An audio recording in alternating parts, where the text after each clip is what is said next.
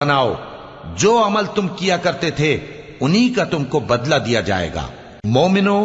اللہ کے آگے صاف دل سے توبہ کرو، امید ہے کہ وہ تمہارے گناہ تم سے دور کر دے گا اور تم کو جنتوں میں جن کے نیچے نہریں بہ رہی ہیں داخل کرے گا۔